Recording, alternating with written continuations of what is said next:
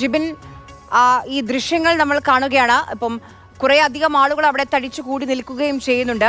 ഇപ്പം ഏത് തരത്തിൽ എവിടെ നിന്ന് ഏത് പാറക്കഷ്ണം ഇടിഞ്ഞു വീഴുമെന്ന ആശങ്കയുണ്ട്. അപ്പോൾ ഇതുമായി ബന്ധപ്പെട്ട് എന്തൊക്കെ മുൻകരുതലുകളാണ് സ്വീകരിച്ചിട്ടുള്ളത്?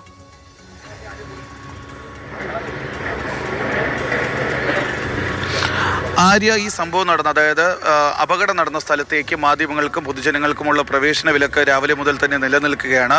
അതുകൊണ്ട് തന്നെ ജില്ലാ ഭരണകൂടവും ഈ രക്ഷാദൗത്യത്തിനായി എത്തിയിരിക്കുന്ന NDRFന്റെ സംഘവും ഫയർഫോഴ്സിന്റെ ഭാഗമായിട്ടുള്ള സ്പെഷ്യൽ ടാസ്ക് ഫോഴ്സ് അംഗങ്ങളും മാത്രമാണ് ഈ അപകടം നടന്ന സ്ഥലത്തുള്ളത്. മറ്റു മാധ്യമങ്ങളും ഈ അപകടം നടന്ന സ്ഥലത്ത് ഈ രക്ഷാദൗത്യം കാണാനായി എത്തിയിരിക്കുന്ന ജനങ്ങളൊക്കെ നിൽക്കുന്നത് ഈ പാറക്കോറയുടെ മറ്റൊരു വശത്താണ്. അവിടെ നിലവിൽ അപകട സാധ്യതയില്ല. പക്ഷേ ഈ രക്ഷാദൗത്യം നടക്കുന്ന സ്ഥലത്ത് വലിയൊരു അപകട സാധ്യത തന്നെയുണ്ട്.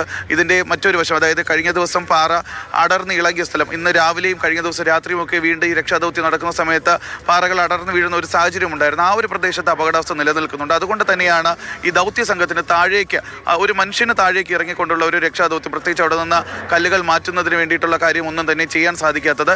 പക്ഷേ അതിനുവേണ്ടി ആ ഒരു കാര്യം പരിഹരിക്കുന്നതിന് വേണ്ടിയിട്ടാണ് ഈ ലോങ് ബൂം എക്സ്കവേറ്റർ എന്ന് പറയുന്ന ഉപകരണം ഇങ്ങോട്ടേക്ക് എത്തിച്ചിരിക്കുന്നത്. നേരത്തെ പറഞ്ഞതുപോലെ 15 മീറ്ററാണ് അപകടം ഈ NDRFന്റെ സംഘം നിൽക്കുന്ന സ്ഥലത്ത് നിന്ന് അപകടം നടന്ന സ്ഥലത്തേക്കുള്ള ദൂരം. പക്ഷേ ഇവിടേക്ക് എത്തിച്ചിരിക്കുന്ന ലോങ് ബൂം എക്സ്കവേറ്ററിന് അതിൻ്റെ കൈക്ക് ഏകദേശം 15 സെൻറ്റിമീറ്ററുള്ള നീളമുണ്ട്. അതുകൊണ്ട് തന്നെ ഇതിന് ക്യാബിൻ്റെ ഭാഗത്ത് നിന്നും, പ്രത്യേകിച്ച് ഈ ബുൾഡോസറിൻ്റെ മുകളിൽ കുടുങ്ങിക്കിടക്കുന്ന പാറക്കഷ്ണങ്ങൾ, ചെറുതും വലുതുമായിട്ടുള്ള പാറക്കഷ്ണങ്ങളൊക്കെ അവിടെ നിന്ന് മാറ്റുന്നതിന് വേണ്ടിയിട്ടൊരു തടസ്സമുണ്ടാകില്ല. അതിന് വേണ്ടിയിട്ടുള്ള ക്രമീകരണങ്ങളാണ് ചെയ്യുന്നത്. രാവിലെ ആദ്യഘട്ടത്തിൽ ഈ രക്ഷാദൗത്യം 2ാം ദിവസം പുനരാരംഭിച്ച സമയത്ത് NDRFന്റെ സംഘവും ഫയർഫോഴ്സിൻ്റെ സ്പെഷ്യൽ ടാസ്ക് ഫോഴ്സും ആദ്യം ചെയ്തത് 4 പേരടങ്ങുന്ന സംഘം വടം കെട്ടി ക്രെയിനിൽ ഘടിപ്പിച്ച ശേഷം താഴേക്ക് ഇറങ്ങുകയായിരുന്നു. ഇവർ ഇറങ്ങി ഈ ക്യാബിൻ്റെ മുകളിലും ബുൾഡോസറിന് മുകളിലുമുള്ള ചെറിയ കല്ലുകൾ, അതായത് ഒരു മനുഷ്യനെ കൊണ്ട് എടുത്തു മാറ്റാൻ കഴിയുന്ന പാറകഷ്ണങ്ങളൊക്കെ അവർ ആ സമയത്തിൽ എടുത്തു മാറ്റിയിരുന്നു. അതിൻ്റെ കാരണമെന്ന് പറയുന്നത്, രാവിലത്തെ പ്ലാൻ എന്ന് പറയുന്നത് ഈ പാറകഷ്ണങ്ങൾ മാറ്റിക്കഴിഞ്ഞാൽ അതിലൊരു റോപ്പ് ഘടിപ്പിച്ച ഈ ചെറിയ എക്സ്കവേറ്ററിന്, കഴിഞ്ഞ ദിവസം അപകടത്തിൽ കുടുങ്ങി കിടക്കുന്ന എക്സ്കവേറ്ററിനെ അവിടെ നിന്ന് ഒന്നുകിൽ ക്രെയിൻ ഉപയോഗിച്ച് മുകളിലേക്കോ അല്ലെങ്കിൽ